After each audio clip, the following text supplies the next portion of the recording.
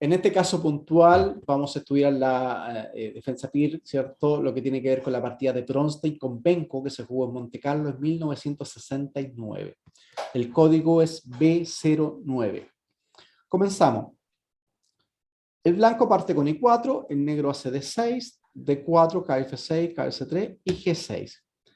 Esto es lo que se recibe el nombre, ¿cierto? Acá hay distintas formas de jugar de las blancas. Las blancas pueden jugar con un corte posicional, como G3, alfil G2, que también existe. Se puede jugar con caballo F3, o se puede jugar con esta línea específica que es F4, que entra dentro de lo que se le llama ataque austriaco. Jugadores que tienen incorporado esto a su repertorio, yo les puedo citar lo siguiente, les puedo citar un ejemplo, Ivanchuk. Ahora, la verdad que Ivanchuk es un genio y juega cualquier cosa, eso también es verdad. O sea, pero Ivanchuk juega la PIR con bastante, en algunos torneos lo ha jugado bastante bien, está muy, muy preparado. Si mal no recuerdo, también hay unas partidas de Ponomariov, si mal no recuerdo, ¿ya? Fischer jugó también una partida en el Campeonato del Mundo, si mal no recuerdo, con Spassky. O sea, hay algunos antecedentes. Lo que no hay son un jugador que se dedique por completo a la PIR de los mejores del mundo. Eso no es tan fácil de encontrar. Pero sí, de forma aislada, podemos encontrar partidas bastante interesantes de muy buenos jugadores que han empleado la PIR en una y otra oportunidad. Personalmente pienso que es una apertura bastante entretenida. Y yo creo que a diferencia de nosotros con los grandes maestros y la élite y todos estos jugadores que de una u otra manera nosotros tratamos de reflejarnos en ellos, es que los aficionados no tenemos por qué seguir la línea de ellos. O sea, yo, como les comento, no es lo mismo tener 2700, jugar con un 2800 y hacer tablas con negra con una defensa berlinesa, cuando yo tengo 1500 y mi rival tiene 1300. O sea, la verdad que hacer tabla contra un 1300 yo teniendo 1500 no me va a servir para nada. Entonces, la forma de interpretar el repertorio de aperturas tiene que cambiar un poquito en ese aspecto, porque el aficionado podría tranquilamente no verse, entrar de lleno en estas aperturas que juega la élite, que muchas veces son bastante complejas, algunas de ellas, ¿cierto? Sobre todo, por ejemplo, sicilianas, muchas indias de rey, que la teoría va cambiando bastante rápido. Pero esta apertura me parece súper interesante como para incorporarla para que un aficionado empiece, porque hay mucho cálculo. Es una apertura bastante dinámica, sobre todo en esta línea específica del ataque austriaco que se juega con F4. Hay posiciones donde si el negro no juega bien le pueden dar mate en la movida 10, así como pasa nada. O sea, hacen H4, H5 y le abren todo, y tenemos muchas partidas en la base de datos como ejemplo donde las negras terminan aplastadas de forma directa. Entonces, eso significa que el negro tiene que tener también un manejo interesante a nivel teórico para poder jugar esta apertura que es bastante incisiva. Entramos de lleno en el ataque austriaco y el F4 obviamente está potenciando en algún momento hacer el E5. Alfil G7 y E5. Acá se han jugado muchas cosas, acá hay F3, enroque, C5 un ejemplo, alfil acá, acá, E5, caballo G4 y E6. Miren esto dime que no es entretenido esto. Si pegan por caballo G5, esto ya es muy entretenido, ¿no? Hay muchas partidas, está citando una partida de Bronstein con Palmiotto en la Olimpiada de Múnich en 1958. F3 en Roque, E5, acá y aquí está el H4. El blanco rápidamente, ¿cierto? Se emprende un ataque en el flanco rey.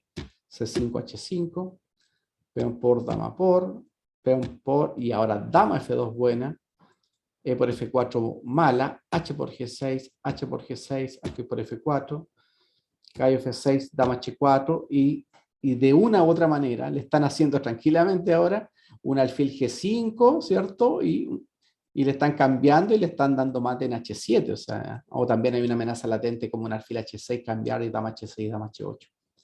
Con un ataque irresistible al rey negro. Esta es la partida Bronstein con Palmiotto en la Olimpiada de Múnich 1958. En la partida de hoy, lo que nos atañe hoy día es específicamente 5 directa y es cuando se produce este cambio. Fíjense que acá el negro también podría jugar caballo F7, caballo F3 en roque y H4 y podríamos entrar en la partida de bronce con Palmiotto. Pero, como el libro, acuérdense que tiene una relación directa de la apertura con el final. En este caso puntual el negro hace D por E5. ¿Qué pasa con este final? O sea, aquí ya, fíjense, D por E5, dama por D1, rey por D1 y caballo G4. Estamos en la movida número 7 y resulta que las damas se cambiaron inmediatamente. Entonces, cuando se cambian las damas, ya sabemos que el rey cobra una importancia bastante importante, ¿cierto? Porque ya no tiene ningún tipo de necesidad de tener que estar encerrado, ¿cierto? Por cualquier tipo de ataque o contraataque de parte de la dama. Entonces aquí se pone una posición bastante interesante. En la movida número 7 estamos jugando una defensa PIR. El caballo G4 tiene una amenaza latente, ¿cierto? Es caballo F2. Veamos algunas opciones. Para jugar este tipo de cosas hay que estar, como decimos, en el argot ajedrecístico, ¿cierto? En la jerga, en el lenguaje que utilizamos nosotros comúnmente, hay que estar paqueteado, ¿ya? O sea, yo no puedo jugar una línea de esta sin estar preparado. Eso es otra de las cosas que el aficionado tiene que incorporar y tiene que entender muy bien. O sea, el ajedrez se tiene que jugar, la apertura tiene más relación con la memoria que con el cálculo. No estamos diciendo que no exista cálculo, pero estamos diciendo que mayoritariamente cuando uno juega una apertura es recordar un estudio previo, un patrón preestablecido, algo ya previamente que se jugó. O si no se jugó, se preparó, porque muchas de las aperturas yo puedo prepararlas.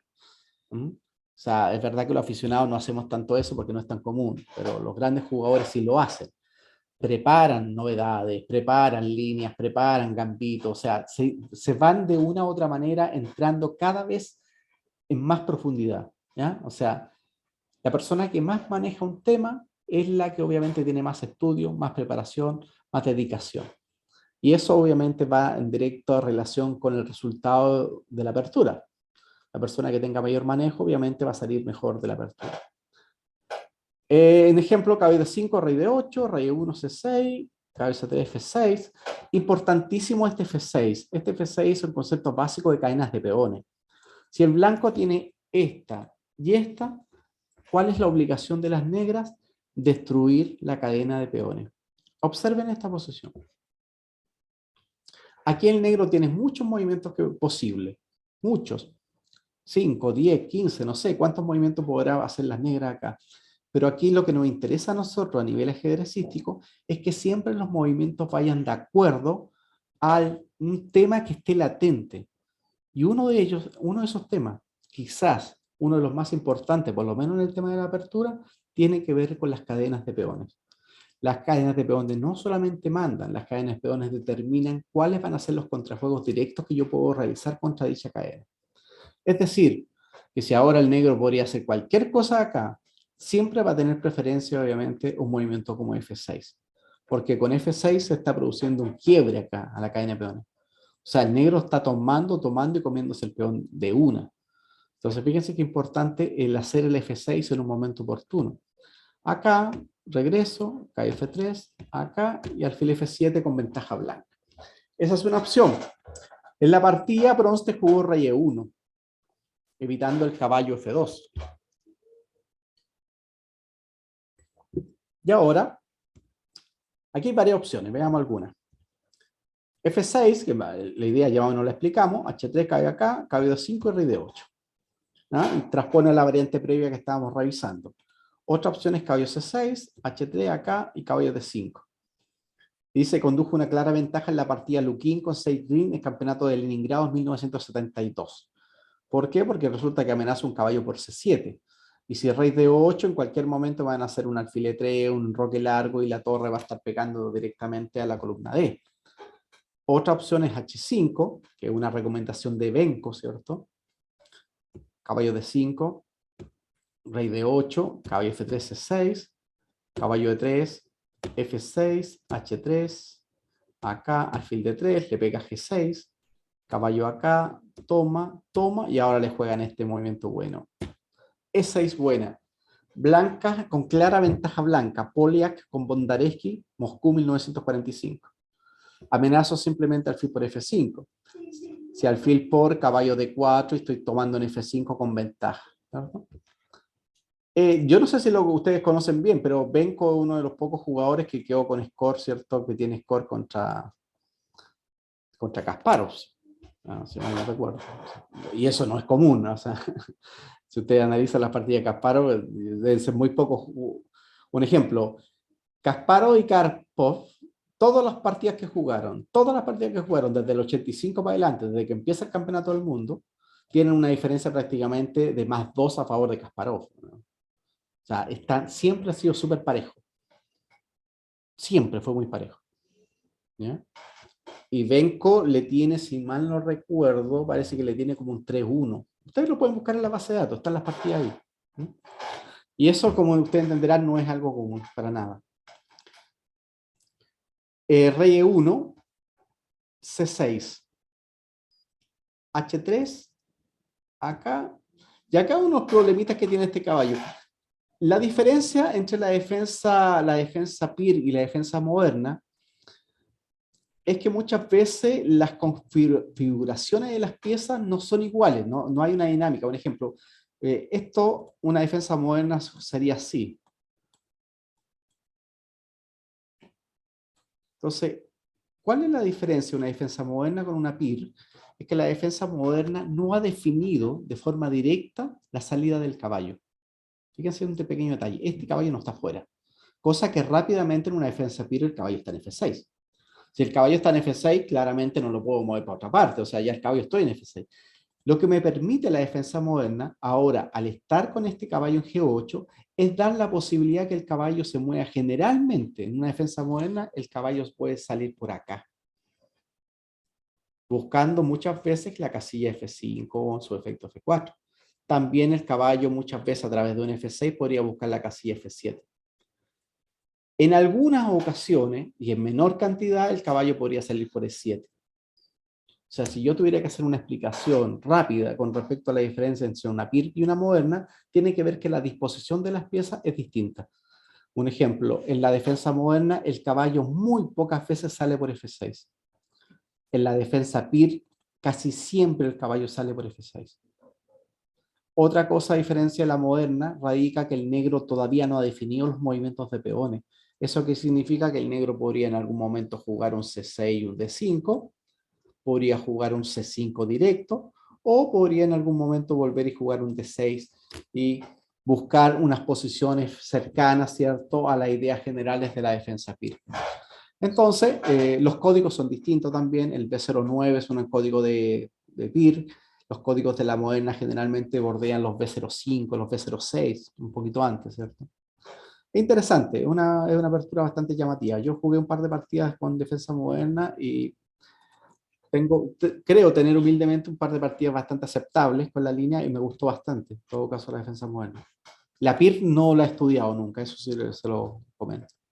Bien, vuelvo entonces. H3, caballo H6. Y acá ahora nos damos cuenta que este caballo tuvo que hacer todo este periplo, miren, este viaje.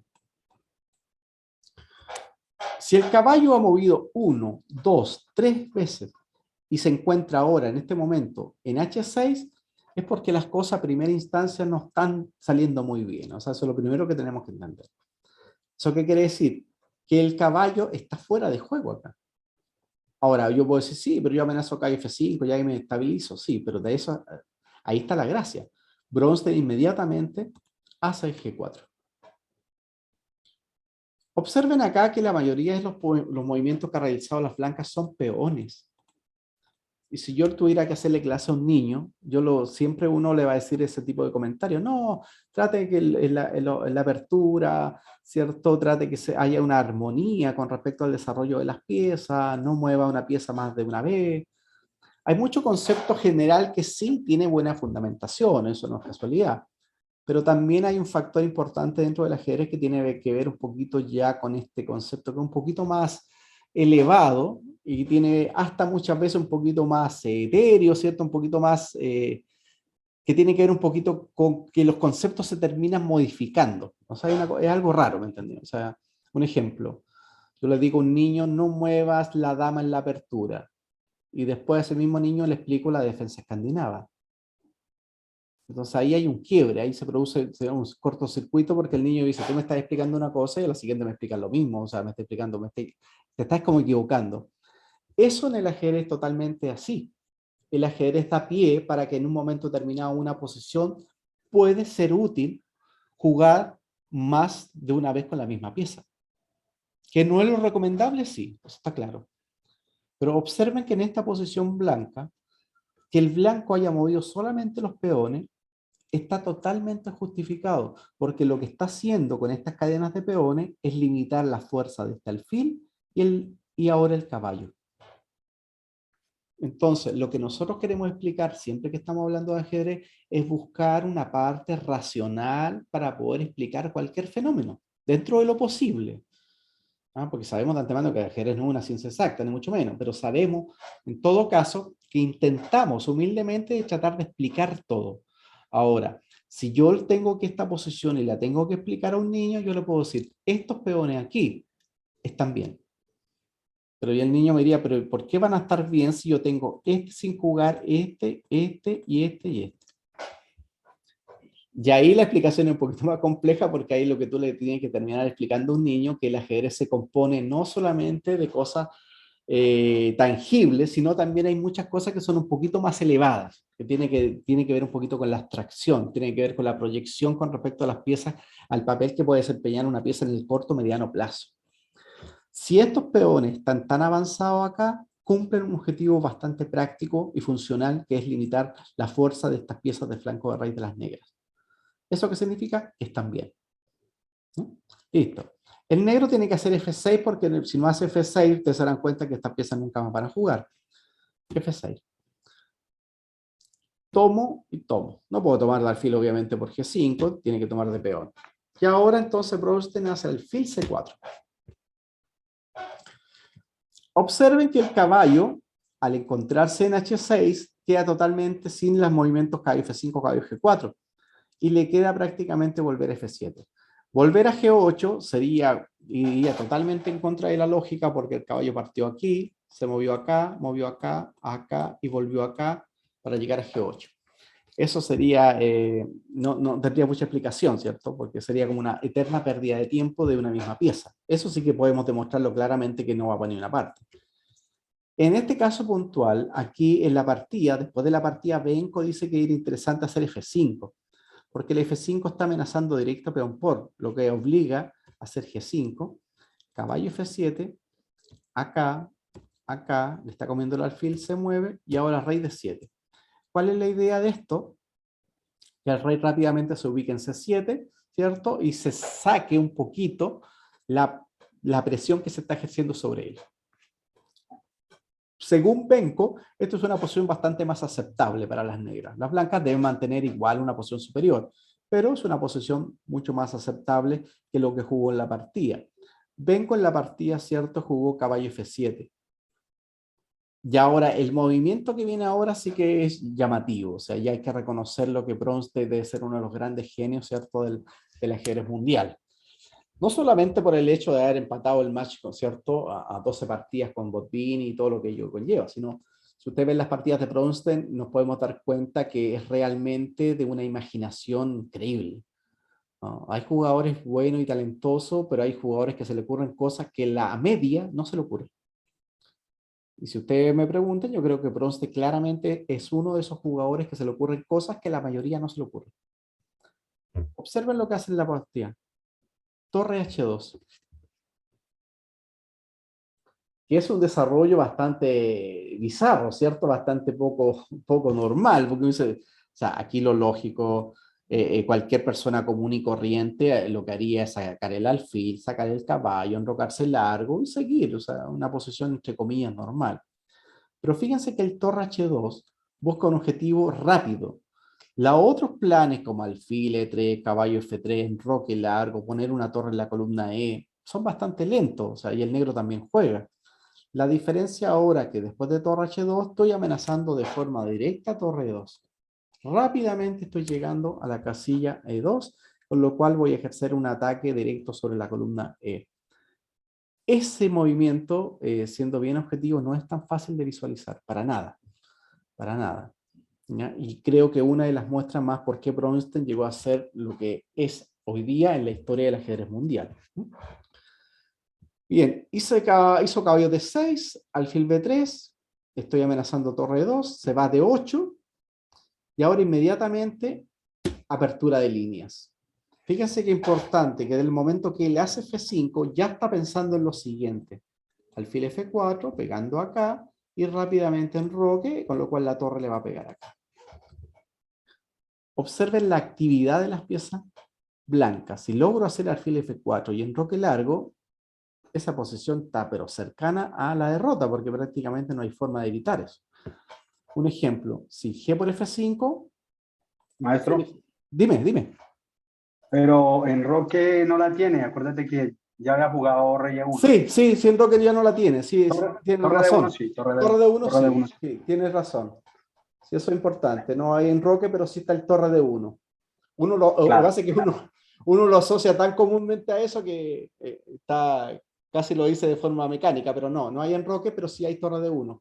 Y esa es otra de las particularidades que tiene la posesión, que como ya estamos de lleno en un final, se cambiaron las damas, los reyes se movieron, y estamos de lleno ya pensando. Ahora, la proyección acá es interesante que dentro de, si bien se cambiaron las damas, pero el blanco después de este movimiento está latente el alfil F4, la torre en la columna D y está atacando de forma directa. O sea, esto todavía podríamos de cierta forma, pasamos de un medio juego y estamos como visualizando de una u otra manera como el medio juego y el final como que están de la mano aquí. En la partida hace torre 8, rey F1 y G5. Y aquí estamos viendo esto, que si tomo alfil F4 y a la siguiente me coloco en la columna D y me puedo colocar en D1, la otra en D2 y el alfil pegando esta diagonal, es bastante difícil ahí soportar eso. Otra opción es caballo D7, alfil F4 y ahora caballo D5. Dice que eso hubiese, de cierta manera, la persona que se está defendiendo siempre tiene que intentar cerrar un poquito la posición. Pero aún así las piezas blancas están bastante mejor, ¿eh? ¿Qué hizo Benko? Jugó G5. Observen la posición. Aquí hay varios puntos que podemos destacar. Malo el desarrollo de piezas, o sea, estas piezas no se han movido prácticamente. Estas piezas están pasivas, sobre todo el alfil acá, es una pieza bastante pasiva. La única pieza, entre comillas, que tiene activa es este, que podría en cualquier momento se puede intentar cambiar. Y aquí hay una mejora bastante considerando las blancas. Las blancas lo único problemita que les faltan es sacar el alfil, mover la torre, mover el caballo. El movimiento que viene Bronstein es bastante bueno, H4. La apertura de línea, ¿cierto? Siempre favorece en este caso a la persona que tenga ventaja de espacio y ventaja de desarrollo. Amenazo peón por y alfil por G5, así simple. No me queda otra que hacer H6 para mantener. Ahora sí, caballo F3, caballo D7, alfil D2. Y ahora en este momento entonces rey C7. ¿Bien? Y ahora observen la posición. Vean usted, ¿cuál es la mejor pieza de las negras? Veamos acá.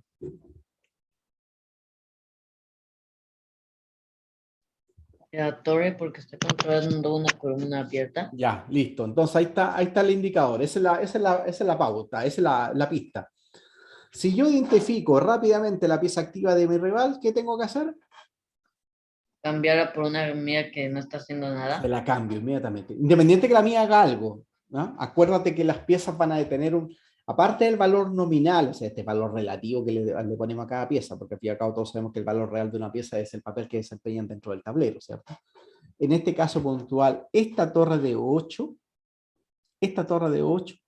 vale más que cualquiera de estas dos torres. ¿Por qué? Porque domina una columna abierta y a su vez es la única pieza activa que él tiene. Entonces yo puedo decir, sí, pero esto vale de 5 y este vale 5. Sí, pero es que es el valor relativo. Pero el valor a nivel de partida, a nivel de tablero, esta es la única pieza activa. Conceptualmente, cuando yo cambio esta torre por la torre de 1, un ejemplo, como jugó en la partida, no estoy cambiando torre por torre. O sea, eso es como raro lo que te estoy diciendo. Te estoy diciendo que la pieza de él tiene mayor valor por el papel que desempeña. Ahora, ese papel tiene directamente relación con respecto a la pasividad que tienen las demás piezas. Si yo comparo esta y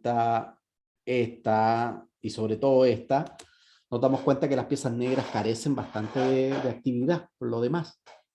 Entonces ahí se produce este cambio. Bueno, eso yo creo que hace falta un libro que haga eso, que diga, ¿cuándo cambiar piezas? ¿En qué momento? Y te ponga 100, 200 ejemplos, pero puras posiciones. Sería llamativo. Esta misma posición. Un libro que diga, blancas juegan y cambia pieza. ¿Cuál pieza hay que cambiar? Ah, la pieza activa del rival. Ok, bueno, excelente. Siguiente ejemplo. Y no seguir con la partida, porque mucho es verdad que la partida es llamativa lo que viene, pero es interesante como ejercicio práctico, sería interesante. Por lo menos yo no conozco que exista un libro de esa índole. Bien, ahora el negro hace B6, cambié la pieza, cambié la pieza. Ahora observen nuevamente el tema. Este alfil, la cadena de peones y la actividad. Generalmente lo que yo trato de hacer en las partidas de ajedrez es visualizar la proyección de las piezas que yo dispongo y ver si se pueden mejorar. Un ejemplo, este alfil que está en D2 está haciendo un trabajo que es acá, acá. Está súper limitado por el peón de G5. Está limitado por su propio caballo. Entonces, esta es una pieza que de cierta manera se puede mejorar. Y es lo que hace Bronstein. El momento que lo coloca en E1, el alfil va para acá. Ahora comparen la actividad al estar aquí y al estar aquí. O sea, prácticamente a nivel geométrico, acuérdense que es un tablero ajedrez, en el fondo estamos hablando simplemente de superficie. Una pieza mejor siempre va a ser una pieza que ocupe más superficie, que se proyecte más. Y aquí hay una diferencia clara, un alfil acá que acá. Jugó alfil A6, acá, alfil F8, cambió y cambió. Ahora, ¿por qué cambio este por este? Si aparentemente este es malo y este es bueno. ¿Quién puede explicar eso? A ver, ¿a quién se le ocurre? Una idea, por último. ¿Cuál sería la justificación de cambiar uno, entre comillas, uno bueno por uno malo? Porque tiene que haber una justificación, ¿cierto? Tiene que haber algo medianamente racional que justifique eso. ¿A quién se le ocurre una idea? La justificación sería que nosotros tenemos más piezas activas, así que no importa que sea mala pieza. Nosotros tenemos más piezas activas y él menos. Ya, o sea, claramente la blanca tiene una actividad que es superior, ¿ya? Y otra cosa, falta otro tema importante, que tiene que ver directamente con la cadena de peones de las negras en flanco rey. ¿Qué pasa cuando desaparezca el alfil de casillas negras? Ya no va a haber quien defienda las peones de negras. ¿Cierto? Ahí está, por ahí va el tema. O sea, del momento que desaparece el alfil de casillas negras, los peones de cierta manera se van a ver mucho más vulnerables. ¿Eso qué significa? Que las piezas blancas van a poder entrar acá. Y es más o menos lo que pasa en la partida, posteriormente. ¿No? Entonces, lo que nos interesa a nosotros ahora, no cayendo en el tema de que no, una pieza es buena, no se cambia nunca por una mala, es que también se van haciendo concesiones. O sea, yo puedo cambiar una pieza buena, ¿ah? Pero siempre y cuando el cambio, aún así, ese cambio me produzca de cierta manera algo positivo.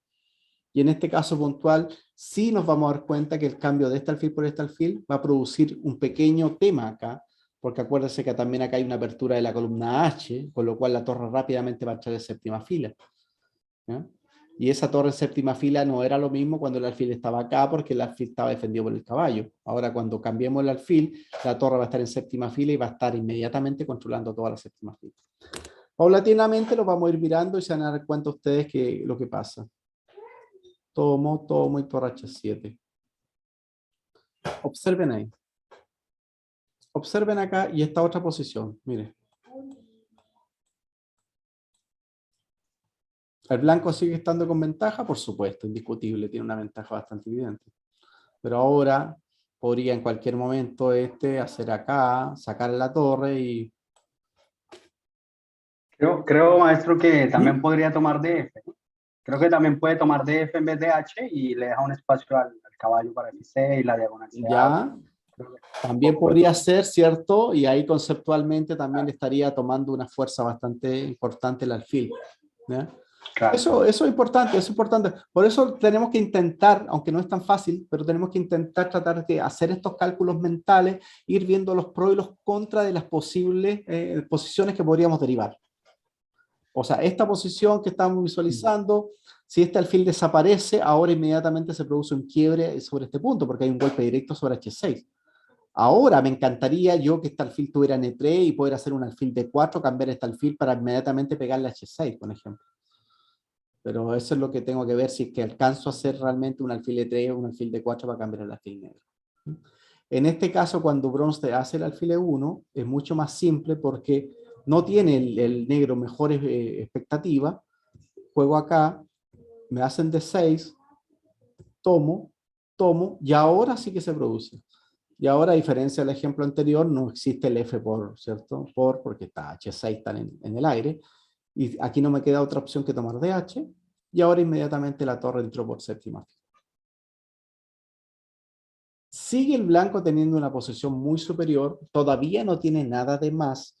Esto es lo que nosotros llamamos una ventaja posicional, ¿cierto? Lo que nosotros queremos que esa ventaja posicional vaya inmediatamente, ¿cierto? Transformándose en algún momento una ventaja material. Yo lo quiero pasar de lo posicional a lo material. O sea, hay que comerle algo en algún momento.